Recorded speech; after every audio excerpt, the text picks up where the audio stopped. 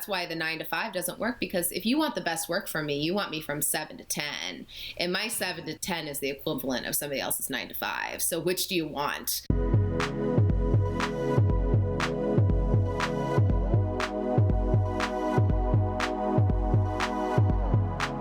Welcome to the Thought Feeder Podcast. I'm John Steven Stansel, and with me as always is Joel Goodman. And today I'm super excited because we have Amanda Getz, the VP of Marketing for The Knot and Wedding Wire, with us today. And we have just a ton of things to talk to her about. We love to have guests from outside the world of higher ed to kind of get an outsider perspective on some of the issues that we face. And I think that's incredibly useful to have. And Amanda has just a ton of knowledge and so much to share with us. So welcome, Amanda. Thank you so much for being with us. Yeah, thank you for having me. I'm super excited to talk to you guys. So one thing I want to start off with, and I first became aware of your work by following you on Twitter and kind of following your story, and I've gotten so much value from your account and learned so much. But one thing, you've told this story before of how you were told that you didn't have enough social influence to speak at a conference. You were told this by the conference committee, which is incredibly short-sighted on the conference committee part. I've served on conference committees before, and it's something I would never tell somebody and wouldn't even consider. But it also, you said that it kind of inspired you to start sharing your thoughts more on Twitter and kind of building a community there. So could you tell us a little bit more about that experience and what you've learned from growing a community on Twitter? Yeah, it was an interesting wake-up call because I am a brand marketer, so I understand the role influencers play in the industry and how we use influencers. But when it came to that specific conference around female empowerment, and the specific topic was around, building brands, et cetera, and as a working mom, and I have 15 years of experience, and I put a very thoughtful pitch together, and it came down to I didn't have enough followers on social media. And it really made me start to really think about the role of influencers and then quality versus quantity. Anyone can buy followers. You can have tons of followers on social media, but what does that actually mean? And so that was the first part. It was just like, okay, this is not right. Let's call attention to it. Let's talk about this. But then the introspective thing that happened to me was I'm not doing my part in sharing what I know, what I think with the world. And I speak a lot now about the access gap for founders of underrepresented groups. For me, I speak a lot about female founders, and there's this gap of access. I don't have the same access to male VCs just because I don't run in those circles, where a lot of people who do run in those circles can just call anyone and be like, what do you think of this idea? Do you know someone? Connect me, right? So this idea of access gap. And social media is the one place it's a level playing field. If you actually produce great content over and over, and I saw this, I just joined Twitter a year ago, and it's been a focus of mine. I've stayed consistent, but the platform has rewarded my threads, and you see that my follower count grows as the more content I put out there. So I believe that there is truly a correlation with the more you put yourself out there, the more access you will eventually have. Like you just said, we met through Twitter. I have gotten to speak on more podcasts, more speaking engagements that I wouldn't have access to because people didn't understand what I thought about, what I was passionate about. So on one side, it really fired me up. But on the other side, it actually proved to me what I needed to do. And I still don't believe that someone should judge someone by their follower count, because until you've seen what they stand for and what their hot takes are, or whatever it is, what's behind the count, then let's talk about it. And so when I go to follow someone on Twitter, I don't even look at their follower count. I go straight to their feed and say, is this someone that's making me think?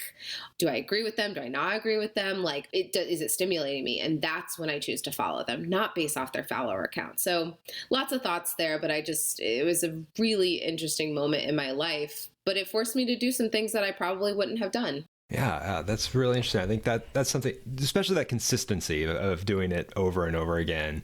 And I totally agree about the follower count, especially, for those of us kind of in very niche markets of I tweet about higher ed. At some point, there's a plateau of like, okay, well, not any more people are going to follow me to be interested. There's only a finite number of higher ed social media managers. You're so right. I get that question a lot. They're like people ask me, what's my content strategy? Like, how do you figure out what you're going to talk about? And they're like, I don't know a ton about marketing hot takes or whatever. And I'm like, listen, find your people, talk about what you're actually passionate about. Because if you need to tweet 4 times a day to grow your audience, it better be something that you actually know and care about and can speak at length. And so if that's like fly fishing, start talking about fly fishing. Eventually, you're going to find the people that love fly fishing and you're going to start engaging with them.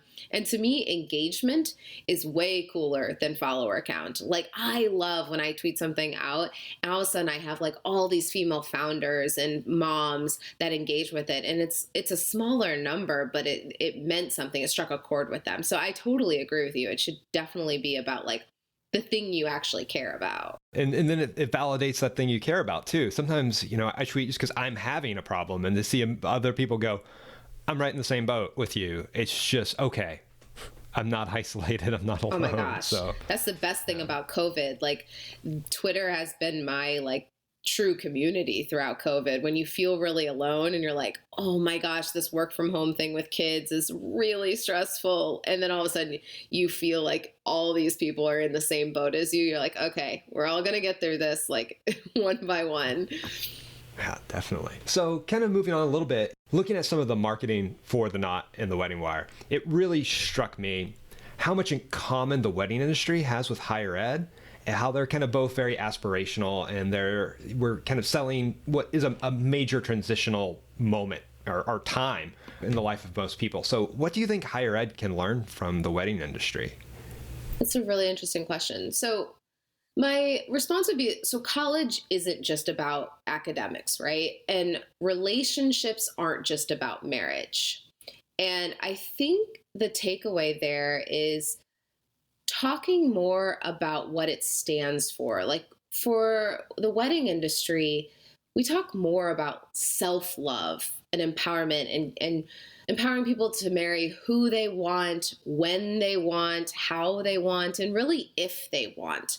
We speak to people before they enter relationships to talk about like, hey, here are some things that you should really be thinking about, understanding your triggers in a relationship or what gaps you have because of your childhood. Like, there's so many things that you can talk about prior to someone hitting this like moment where it becomes transactional, right? We still show beautiful pictures about weddings, etc. But when you think about what you're selling, it's way more than just flowers and lighting and a photographer. Those are important things, and that's like obviously how a marketplace works. But when you think about brand strategy and how you're going to be a brand that's relevant for people outside of even your addressable audience, like even higher ed, right? Yes, you have a finite addressable audience. Only a certain number of people will be making a decision that year. And same with weddings, right? We have a finite addressable audience. Only 1.4 million people will have a wedding this year. And I need a brand that can speak beyond that. That it's not just those people I'm speaking to. I'm speaking to the people that will be getting married over the next 5 years. So that way we can be top of mind. And I think that that's really important for higher ed. Like, you are not just selling, we have the best professors, we have this, you're selling what that stands for. And I think the similarity is a wedding is a manifestation of who you are. It is truly like your brand personified in a moment to tell your family, your friends, like what you care about. Is it sustainability? Is it, making sure that all your vendors are female owned? Whatever it is, you're telling your family and friends what you care about. And I think that probably is similar and tangential a little bit to higher ed, right? Like, where you go to college does represent like a little bit of who you are. And how do institutions maybe figure out and tap into those psychographic information a little bit more? That's, I guess, my initial thoughts there. I think that makes a ton of sense. Even kind of in my history at different universities I've worked for, there's this very specific type of student that goes to it. A Texas State University versus UT Austin, like maybe we don't want to admit it as universities sometimes, but we're speaking to a particular type of student, and it does say something about them that they're going there for this. Absolutely. Or they're going to this into this particular program. So yeah, I think you're definitely on point on that. And colleges need to understand what those stigmas, for better, for worse, are. And if that is not what they want to stand for, then they have to go through a repositioning campaign, like a repositioning strategy. Like, what do you actually want to stand for, and how do you demonstrate that? How do you actually acquire people? I think it's really interesting. A lot of brands, because of Black Lives Matter, had this kind of wake up call. This is something that it wasn't as hard for the Knot, because inclusivity and making sure that there's like representation of all people, of all races, of all genders, et cetera, on our feed. But I think a lot of people had this wake up call where diversity isn't just like a Black person and a white person and a redhead, and then it's, an Asian person. You can't just do that, because that's not true representation. And we learned that many years ago, talking to our Black affinity groups at the Knot, of just like, what does having Black representation look like in our feed? And a big call out was making sure that you see two Black people getting married instead of, having a Black person and a white person getting married, because that's not true diversity. That's not true representation. And I think a lot of brands are scared to do that at first. And because if you weren't speaking authentically to the Black community, you probably didn't have high engagement rates on those posts.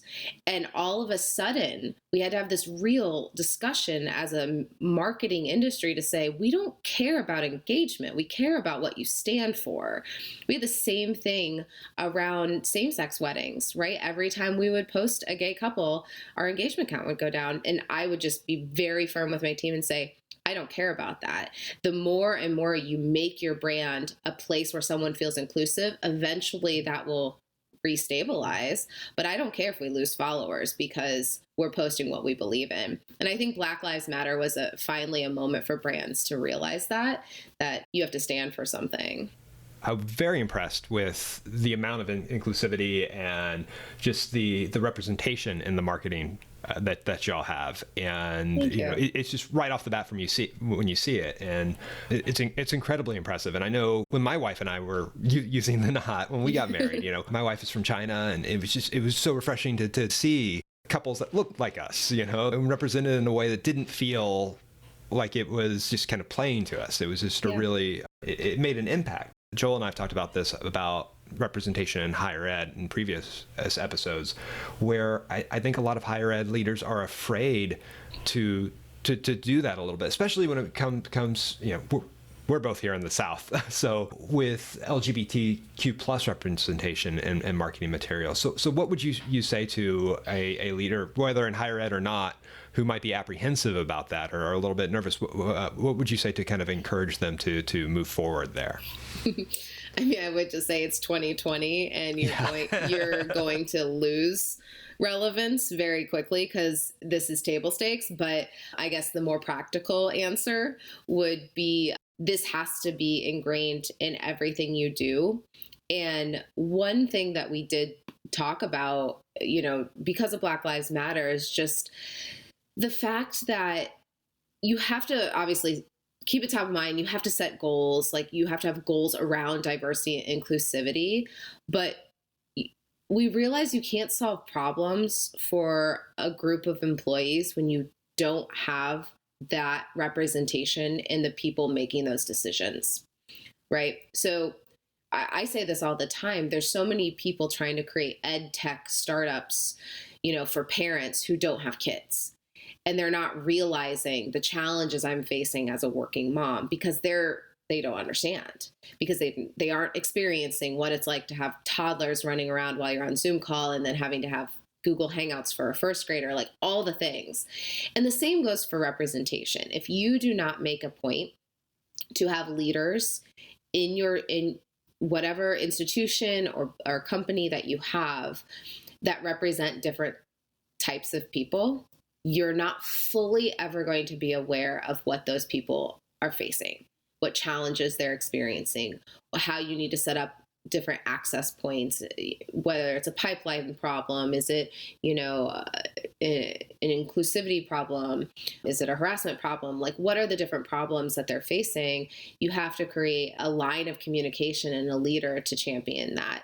And so I think that those are kind of the tactical things. But again, to go back to your point about like, how is this top of mind for the Knot all the time? Like, the Knot was founded by a multicultural couple. And so they couldn't find resources for a half American, half Asian wedding and what customs, what traditions. So it's literally what the Knot was founded upon, is cultural traditions and inclusivity and making sure that you feel seen and represented. And so it's in the DNA of the company. And I think a lot of companies need to rethink how their DNA is structured. And if your DNA is off right now, you need to figure out how to kind of get a DNA transplant.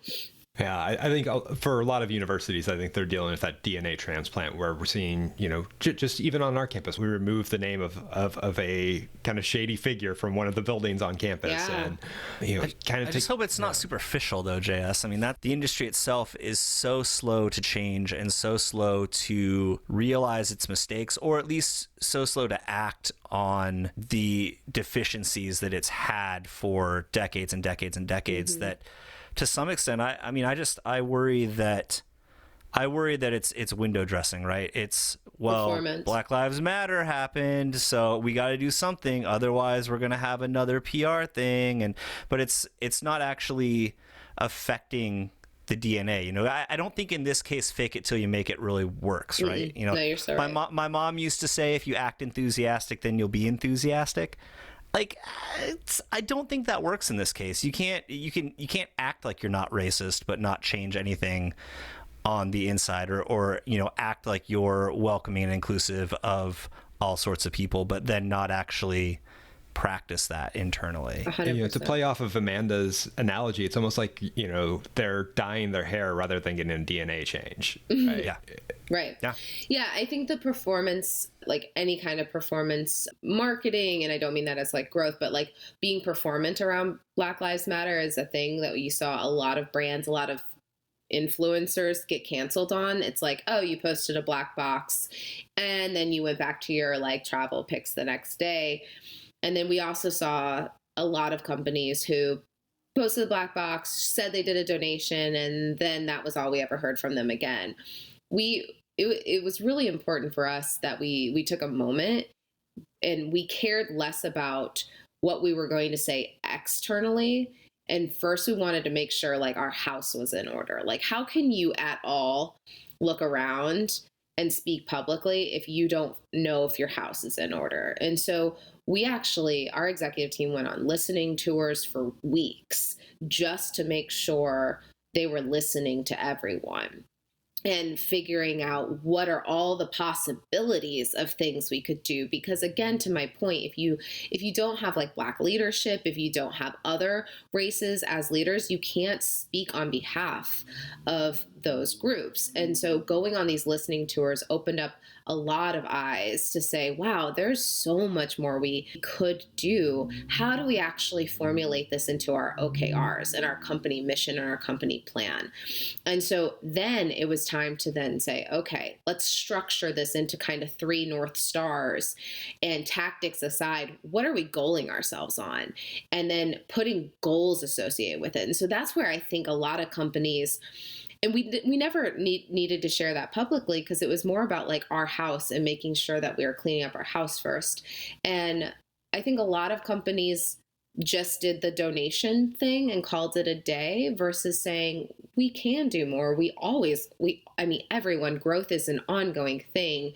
There's no self-actualization. We're constantly growing. Like, let's actually take a moment to figure out, like, how are we going to goal ourselves and hold ourselves accountable for these things? And that's what I would just say to institutions as well. Like, if your goal is to, call it, you want to have 20% more Black applicants to your college next year. Like, now you can formulate a tactic and a lot of tactics to figure out how to hit that goal. You're not assigning just tactics. You're saying, this is our goal. Now let us go develop a plan to meet that goal. Definitely. Yeah. Like, hands in the air. Yes. Like, oh, and at this point, I want to give a plug for our previous episode with Eddie Francis, because there are a lot of really practical ways that especially predominantly white institutions can show that they care about their Black communities. And that's one of those things that will very quickly help you, be it's an authenticity thing. Like, it'll help you reach out to those people and help you achieve those goals for growing at least that part of the diversity of your campuses. In addition to the topic of diversity, just putting goals first in everything that we do. I think this is an issue that we kind of face in higher ed, where we kind of put the cart before the horse and are not really sure what our goals are. And I've heard you mention many times in several interviews that at the Knot, you value outcomes over output. Mm-hmm. And every time I've heard you say that, I perk up. I'm like, I have to write that down. That's so vital. So it strikes me as a philosophy that higher ed could learn so much from, because I think we do the opposite a lot of times. So can you explain that philosophy a little bit more and how it works in action? Yeah, I mean, I started my career in professional services. So I was at the, accounting firm where the person who was still there at 9 p.m. got like the bonus, and they were just seen as the best, hardest, most dedicated person because they were still there and they weren't living their life. And I honestly just think that that's just bullshit. Like, honestly, I pride myself in efficiency. Like, that is why I'm able to, have 3 kids, have a full-time job, start a company on the side. Like, I pride myself in being able to focus, finish, do a lot of work in a short amount of time. And the fact that any company is still thinking that output is the same as an outcome is so off. And so what does this look like in practice? When you think about outcomes, you have to have measurable goals. And this is where OKRs become so important. An OKR means objective and key results. Nowhere in that says tactic. So I think, to your point, a lot of people jump to, I'll speak in marketing speak, but they'll say, let's do this campaign. Let's give everybody 500, kits, and we'll see how many people tweet about this or post about it. And it'll be awesome. And then you do the campaign and we say, was it successful? And someone's like, yeah, I think it was pretty successful. And all of a sudden you're like, but how? And so in the very beginning, before you start any conversation around tactics, you need to say, what's the objective? Is our objective to grow our social following by 20%? Okay. So we want to actually make this into an OKR session. Your objective would actually be increase brand awareness by increasing our social following. Your key result is a 20% increase in followers. So now you've said what the objective is, high level North Star objective. Okay, I want to increase brand awareness because I'm going to increase my followers. As measured by 20% increase in followers. Great. You give that to the person responsible for that, and you assign them responsible for that OKR. Now they are in charge of figuring out the strategy. How am I going to do that? What is the right way? And this is where a lot of companies mess up. They tell their channel owners what to do instead of letting experts actually do the thing that you hired them to do. Sounds familiar. And so I will say to my, head of social media, here's your OKR for the quarter. And you do OKRs together, like you want buy-in, obviously. And then we align on strategy. Okay, what are the levers you think that we should pull to hit this? And then you let somebody go. Like, you do check-ins to make sure that they have the resources they need, that if they need support, are there roadblocks? But otherwise, they know where they're going. You gave them the destination. And it's up to them to get there by the time you told them to. And now I can let them breathe and work. They can schedule their day how they want. We will have our check-ins. There will be team meetings, et cetera, but I don't need to micromanage because there's no confusion on where we're going. We'll meet you there. And so I think a lot of people still get caught up in being a part of the tactic conversation without clear destinations. And that causes way more output than is necessary. Yeah, I think that problem is it's just rampant in higher ed. I think you get a lot of not just leaders in C-suite, but from directors of admissions to alumni services. They see a campaign that the university down the street's doing, and they just want that, rather than thinking about the goal behind that or the reasoning there, and kind of getting everybody on board with being goal centric first is always a struggle. And again, not just at any university that I may work at, but all throughout higher ed. It's just part of the profession. This happens when working with vendors too. I mean, like, you'll hire an agency, a university will hire an agency and pay them, $100,000, couple $100,000 to work on some big marketing piece, whether it's their website or a campaign or whatever. And then the people that know what to do, like people that you're paying a ton of money for their expertise, come to you with the best possible strategy to get to where you want, and it gets messed up because someone internally has some feeling about it. And I can't begin to imagine how much money universities just throw away because they aren't trusting the experts, whether internally or externally, to accomplish the goals that have been set out. I think that that's a really interesting point, and one that if you don't know who you are and you haven't done the work to truly understand what you stand for, and it goes back to this idea of what do you stand for, what do you care about, what do you want to be known for, if you haven't done that identity work, then you're a plastic bag, floating in the wind, that you will go whatever direction. Oh, this other competitor, this other college did this. That looks cool. That seems to be working for them. Let's do that. You are not that same. No two company is the same. Even if you are the exact same product and trying to hit the same, demo, you have different founder stories. You have different cultures, in different voices. You innately have a different identity than the next person. And I think that's, to me, when I hear that, that's an identity problem. They haven't done the work to truly know who they are and what they stand for. And then they can be swayed by one person being like, I feel like maybe we should do this other thing. And everybody's like, sure, that sounds good. I don't know. I don't care.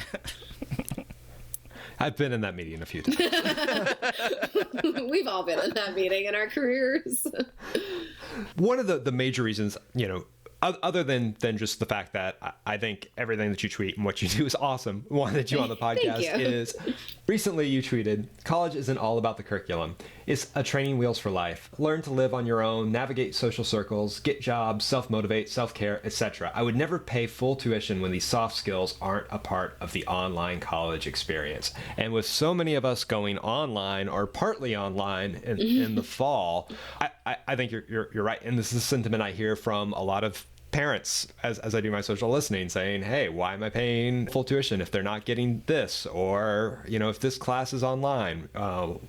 So what do you think universities who are going online this fall can do to give their students some of these skills, or is that even possible? Wow. Yeah, I wasn't actually thinking about from the college perspective. I was just like, so I'm a first generation college grad. So neither of my parents went to college and I had to pay for college. And so I just was thinking about, could I actually have justified spending my own money or going into that much debt? And it just got me thinking about what college meant to me. It was where I was forced to learn to network. I had to get jobs to, have spending money. You were forced to have a regimen that was dictated by yourself versus by, an 8 to 3 class schedule. And also just learning self-care. No one's feeding you anymore. You have to feed yourself. And so some of these things just come, honestly, maybe I can split track them and say they actually probably come more from living on your own versus college. College was the means to that end, right? Because you go to college that's not next to your parents, you are forced to live alone. And so one way colleges could think about this is, are they subsidizing their housing? Are they thinking about ways to bring people in? Obviously, social distancing, can we trust college kids to actually do this, that's a separate issue. I don't want to touch that with a 10-foot pole, but like, neither do a lot of colleges right now.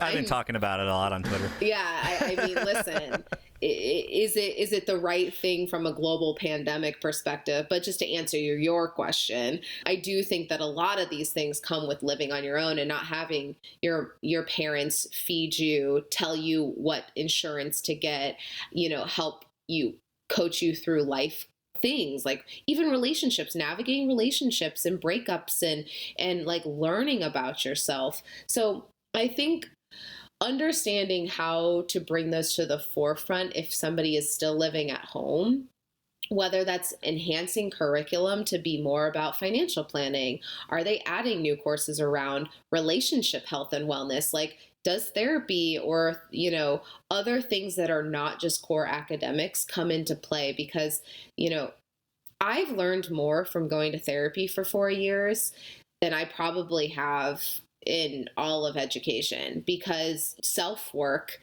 helps me to understand more about my triggers, how to be better in relationships, etc. And so that'd be one area that, again, I'm like Monday morning quarterbacking, but as I think about any advice I'd give is thinking about areas outside of just general curriculum that you can support a full rounded human that may not be getting those same day-to-day tactical lessons, like I don't have to force myself to eat a healthy breakfast because mom just made me eggs.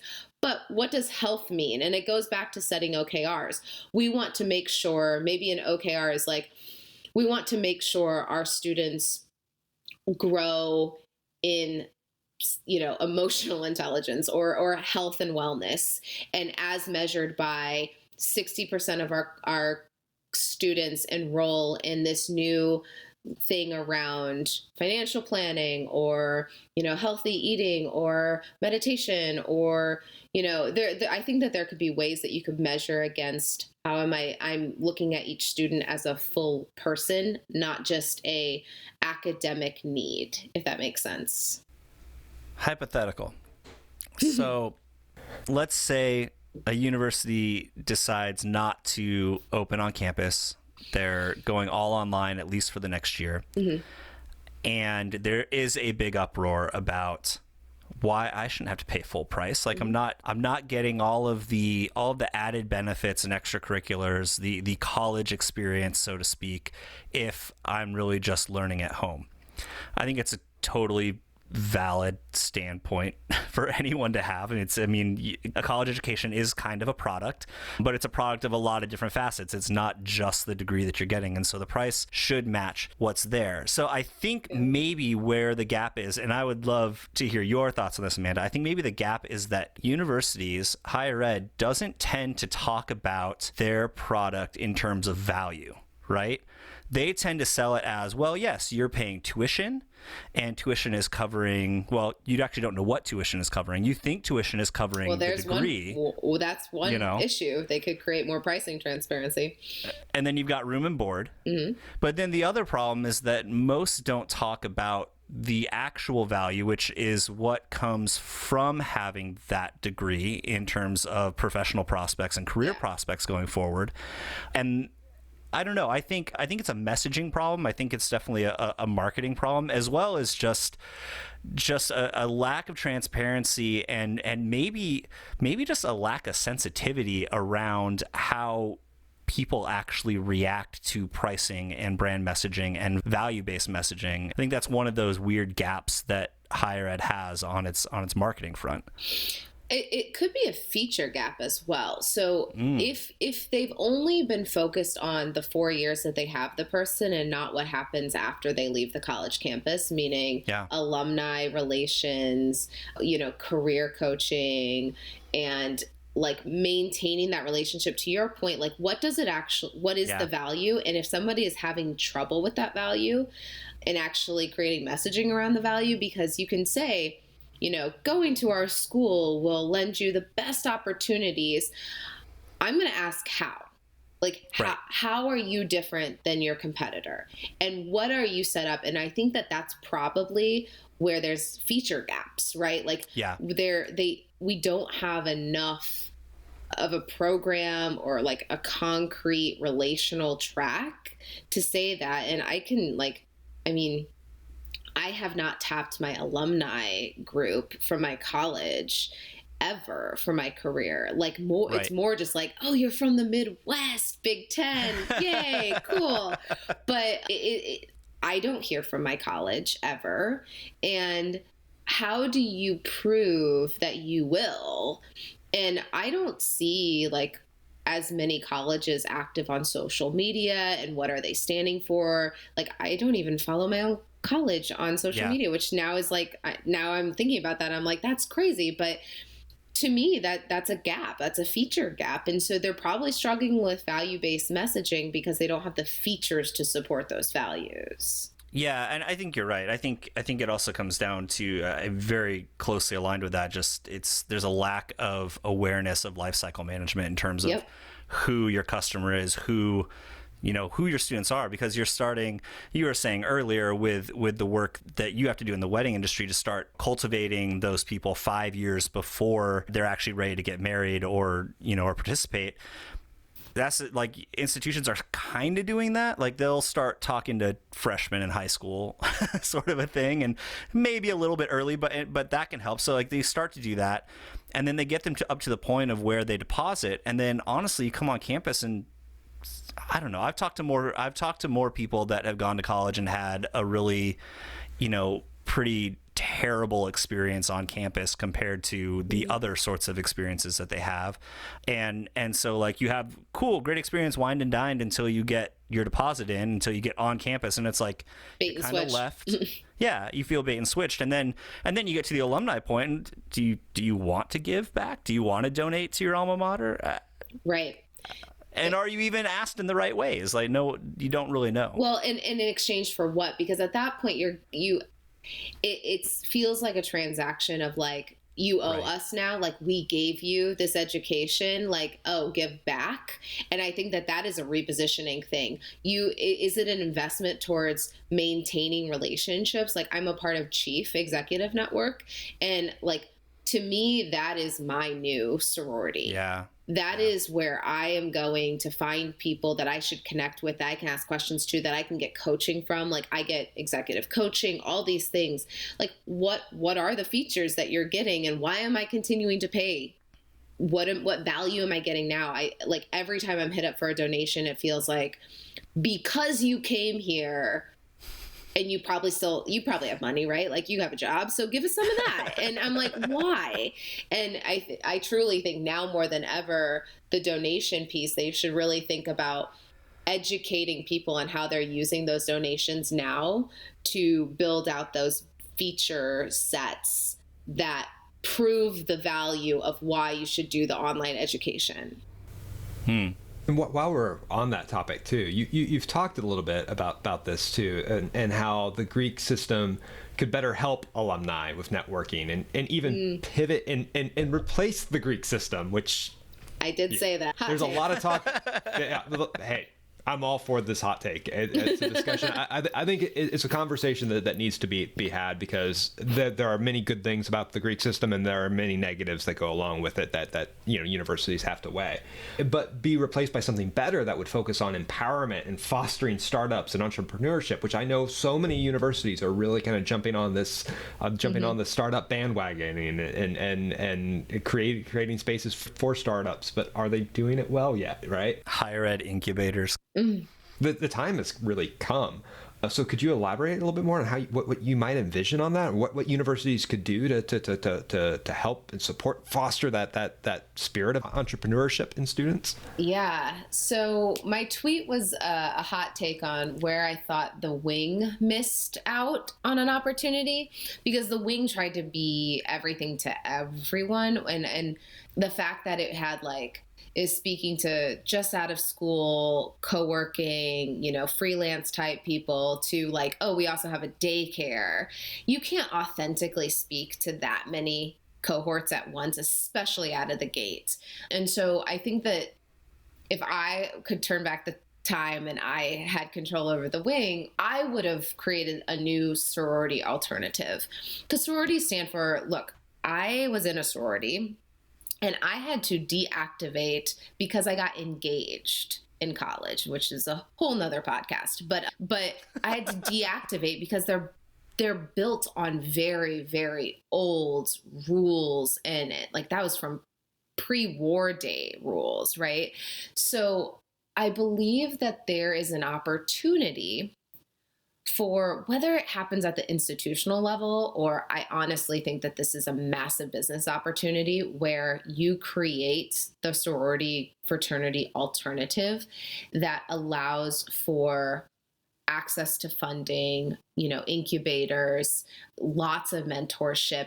And when you get out of college, have these, whether they're co-working spaces or they just are virtual or digital communities, you're already bought into it and you're ingrained in it and you understand what it stands for. There's been so many, I mean, you see it with like Girl Boss and The Wing and all these different communities pop up. They're trying to acquire people later in the funnel. And I think that there's an opportunity to get somebody in the beginning and grow with them. And so then eventually, as they start to have kids, you graduate into that next phase of whatever that looks like. But it needs to start at the college level, because that's when you just are exploring. Like, to me, in a perfect world, if I was starting this, they'd have access to, like, if I was thinking specifically for women, and again, I know I'm talking to two men here, but like access to, fertility education. Like, let's talk about that. You probably have a lot of questions around what the next 10 years of your life are going to look like. Let's talk about that. Let's talk about therapy. Let's give you access to therapy.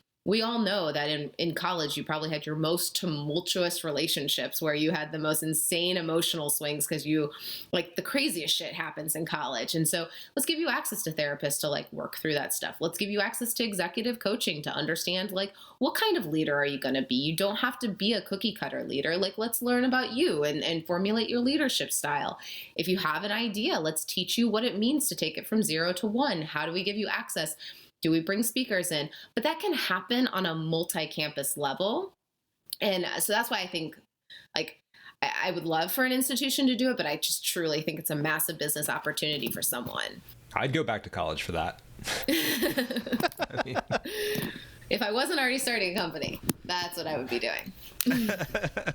This has been absolutely amazing. Like, I go on for another hour, but I know you've got a million things to do. And so Amanda Getz, thank you so much for being on the podcast. We really appreciate you taking the time to talk with us today. And I know we got a lot out of it, and I know our audience will. So do you have any plugs? Where can people find you? I mean, yeah, if you are on Twitter, that is where I'm the most active, but you can follow me on Twitter, Amanda M. Getz, or Instagram if you want to get more behind the scenes of my life as kind of a crazy mom right now, with my 3 littles traveling around and going back to New York City. Follow me on Instagram, which is just Getz AM, Goetz. And yeah, be on the lookout. I'm starting a new company on the side, and it's around female empowerment. So be on the lookout. Can't wait to hear about it.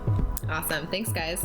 Thank you so much for listening to the Thought Feeder podcast. We really appreciate your ears and your time. If you like listening to this podcast, please leave us a rating or review on Apple Podcasts.